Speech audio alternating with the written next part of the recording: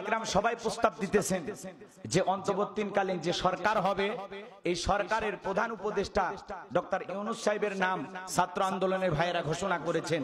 আমরা বলতে চাই তার পাশাপাশি এদেশের কিছু ওলামা একরামকেও এখানে থাকতে হবে। কথা বলেন ঠিক কিনা? আমরা শাইখ আহমদুল্লাহ হুজুরের নাম প্রস্তাব করেছি, আফম খালিদ হাসান হুজুরের নাম প্রস্তাব করেছি। এছাড়াও এদেশের অনেক বড় বড় আলেম ওলামা যারা আছে তাদের নাম আমরা প্রস্তাব করেছি। ডক্টর মিজানুর রহমান আজারি ভাইয়ের নাম আমরা প্রস্তাব করেছি। এভাবে বিভিন্ন আলেমদের নাম প্রস্তাব করা হচ্ছে। আলহামদুলিল্লাহ অনেকেই আল্লামা মামুনুল হক সাহেবের নাম প্রস্তাব করতেছেন, যেহেতু তারা দলের নেতৃত্ব দিবেন সামনেতে হেফাজত ইসলামের, এই জন্য তারা তো থাকবেন ইনশাল্লাহ।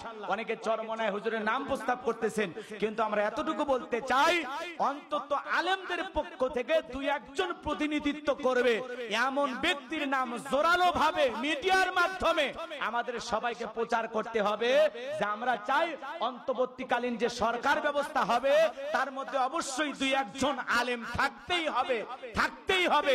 এ ব্যাপারে আমাদের একটু ভূমিকা রাখার দরকার আছে না নাই?